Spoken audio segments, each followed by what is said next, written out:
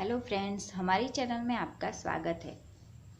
अगली वीडियो में हमने जाना था concept of cost of capital और आज हम जानेंगे स्पेसिफिक कॉस्ट के equation. So shall we start. Specific cost equation. सबसे पहले मैं ये बता दूं कि classification of cost of capital में किन किन कॉस्ट का समावेश होता है। First, historical cost and future cost. Second is specific cost and composite cost. Third one is average cost and marginal cost. Fourth is explicit cost and implicit cost. अब हम इसमें जानेंगे सेकेंड, स्पेसिफिक कॉस्ट के equation. Specific cost के equation में first आता है cost of equity, second is cost of preference share, third is cost of डेब्ट यानी कि डिबेंचर,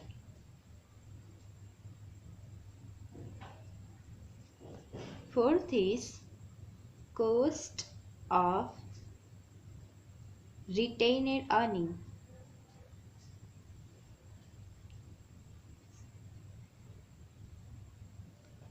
ये चार स्पेसिफिक कॉस्ट के इक्वेशन है।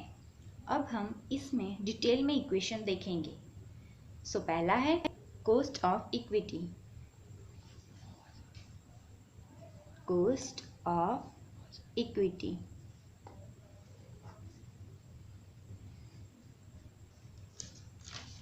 कॉस्ट ऑफ इक्विटी में दो मेथड आती है, dividend yield method and earning yield method. First is dividend yield method. Dividend yield method को फाइंड आउट करने के लिए हमें ये दो इक्वेशन चाहिए होंगे। First is KE is equal to D1 divided by P0 plus G.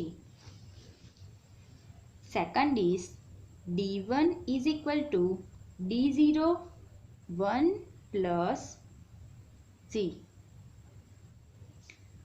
When growth rate मतलब G not given, जब ग्रोथ रेट सम में नहीं होगा तो हमें ये इक्वेशन यूज करना है।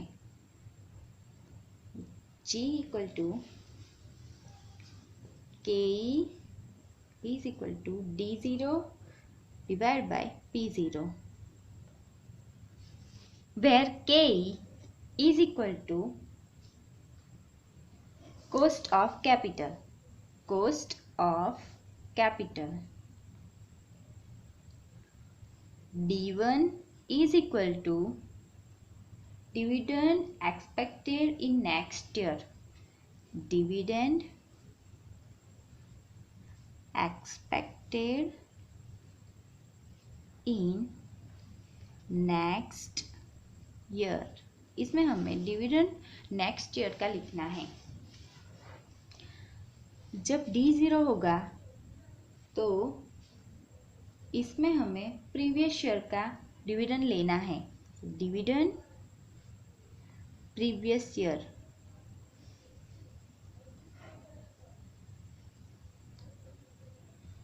Then P0 is equal to current market price per share. Current market price per share. अगर हम लोगों को सम में D लिखा हुआ है तो इसमें हम लिखेंगे करंट ईयर का dividend. Current year dividend and G मतलब ग्रोथ रेट।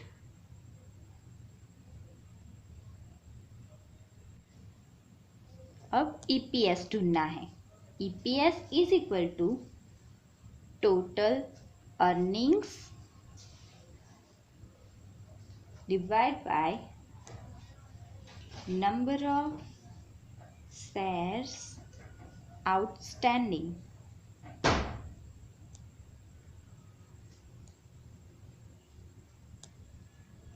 ईपीएस ढूंढने के लिए total earnings divide by number of share outstanding ये लेना होगा। Second is cost of preference share. अब हम जानेंगे कॉस्ट ऑफ प्रेफरेंस शेयर में किन इक्वेशन का यूज होता है। First of all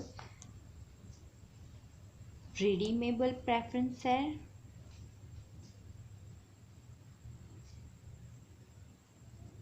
second is irredeemable preference share. First is redeemable preference share.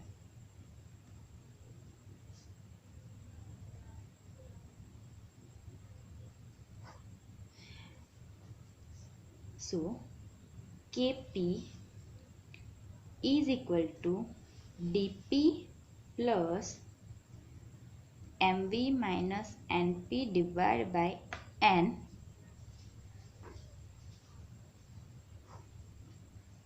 divided by MV plus NP divided by Z. When KP is equal to, KP means cost of preference share, cost of preference share. DP मतलब dividend amount of preference share. DP का मतलब है dividend amount of preference share.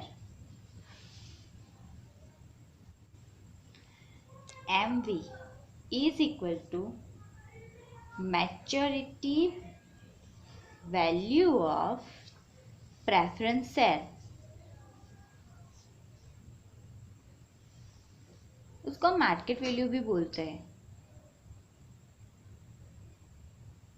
तो हम market value भी लिख सकते हैं। And NP is equal to net proceeds. Net proceed कब यूज होता है? तो brokerage, discount, add premium find करने के बाद हमें जो अमाउंट मिलती है उसे नेट प्रोसीड कहते हैं। N is equal to number of years. तो friends, cost of preference share ढूंढने के लिए हमें ये दो मेथड यूज करनी पड़ती है, रिडीमेबल प्रेफरेंस शेयर और irredeemable preference share. Redeemable preference share में ये इक्वेशन है KP is equal to DP plus MV minus NP divide by N and then divide MV plus NP divide by 2। Third, cost of डेब्ट मतलब debenture. Cost of डेब्ट का equation है KD is equal to R plus MV minus NP divide by N then MV plus NP divide by 2। तो ये before tax के लिए है, बिफोर टैक्स। अब हम देखेंगे आफ्टर टैक्स के लिए क्या इक्वेशन है। तो पहला ये और दूसरा ये after tax. KD after tax is equal to 1 minus T KD। ये इक्वेशन हमें आफ्टर टैक्स अगर ढूंढना है तो लिखना है। Fourth is cost of retained earnings. Cost of retained earnings. Friends, इसमें हम जानेंगे कि क्या क्या इक्वेशन होते हैं. First is KR is equal to KE1 minus B1 minus GP. Simple है ये. कॉस्ट ऑफ रिटेन अर्निंग में एक ही इक्वेशन है, इससे हम ये ढूंढ सकते हैं. इसे हम रिजर्व भी बोल सकते हैं. So where KR is equal to cost of retained earnings, B is equal to brokerage weight rate, TP मतलब personal tax of equity share holder.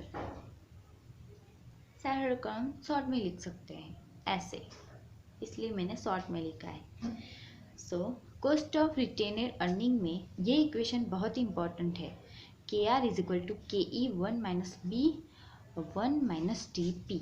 KR का मतलब है cost of retain earnings, B का मतलब है ब्रोकरेज वेट रेट, TP मतलब personal tax of equity share holder.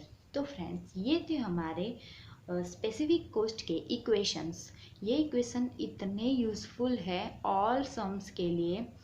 आपको जितने भी सम आएंगे एग्ज़ाम में, उस सम में यही इक्वेशन का उपयोग होगा स्पेसिफिक कॉस्ट को ढूंढने के लिए.